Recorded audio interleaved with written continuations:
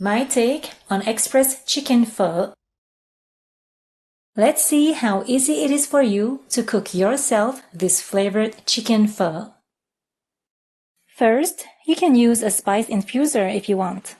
1½ golf ball sized ginger with skin, 5 cardamom pods, 6 star anises, ½ teaspoon of cane sugar, 2 cinnamon sticks, 2 tablespoons of dry coriander seeds, 90 milliliters or 3 ounces of pure fish sauce, 3 fresh medium-sized onions, wash then partially cut in 2. Believe it or not, but these outer dried papery layers have a distinctive flavor perfect for the pho broth. Wash by brushing the ginger skin, then crush it just enough to flatten. A pestle is an easy tool to use.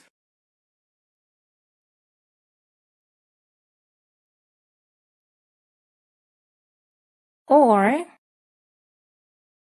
the side of a big knife blade is doable too, just enough to flatten.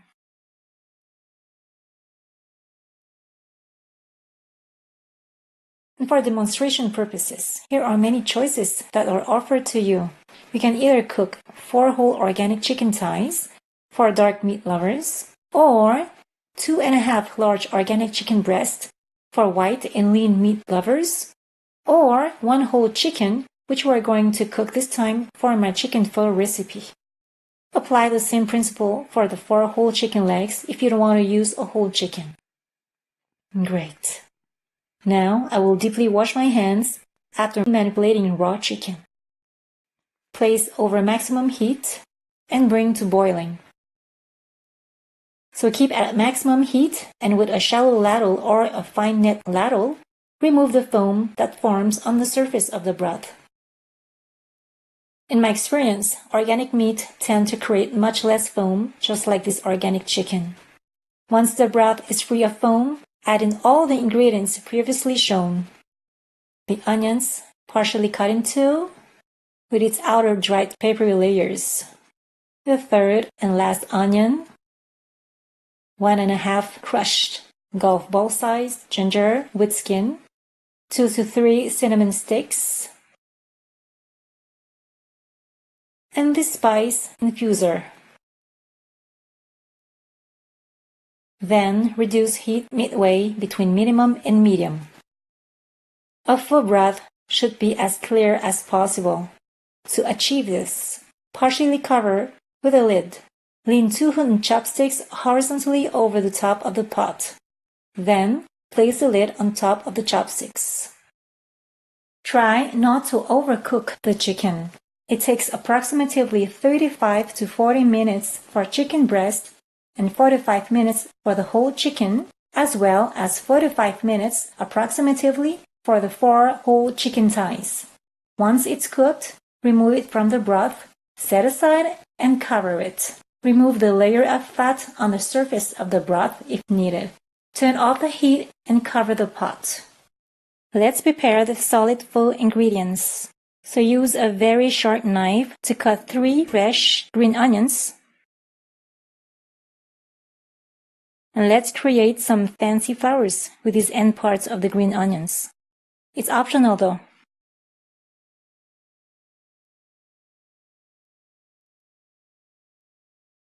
Isn't it lovely? So if you feel like it, just do it. So a sharp knife is very important.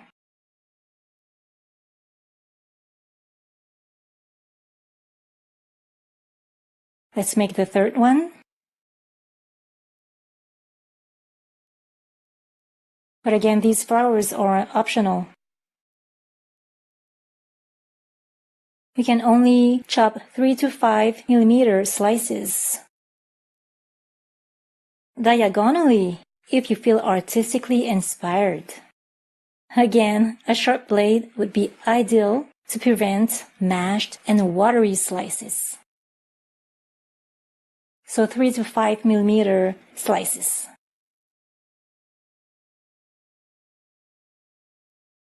Thinly slice 1 onion or 3 shallots, about 1 to 2 millimeter thick. 3 tablespoons of fresh peeled ginger,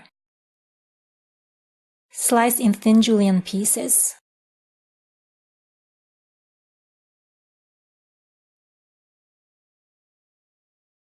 We can either have julienne pieces or grated ginger, a grater here, or thin julienne. Next, one of the secrets of the pho aroma is right here.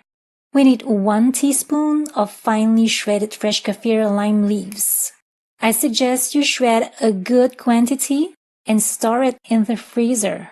It will be ready to serve for various recipes such as this pho. My fastest trick is to use a high-powered blender.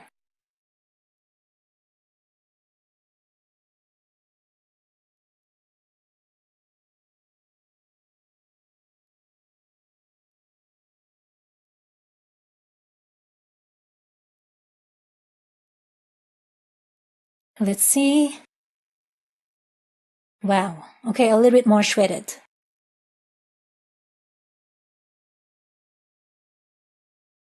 Okay, I think it's ready now.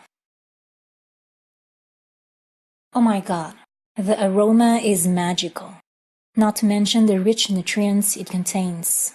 So save about 1 teaspoon of this shredded kaffir lime leaves and store the rest in the freezer. A perfect, ready to sprinkle, super flavorful ingredient. Okay.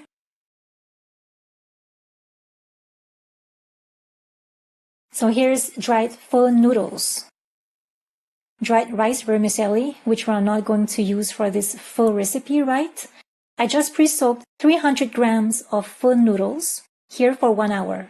You can see how softened they get. Let's drain. So approximate the amount of noodles you wish to cook. Pour triple the amount of water into a big pot. And only when water is at a rapid boil, add the noodles to the water.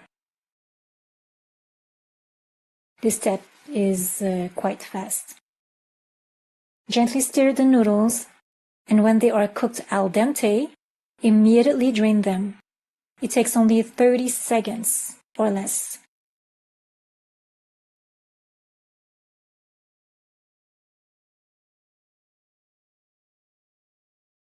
So use a heat-resistant strainer. So lift noodles for a few times to cool down and release the hot steam for 15 seconds.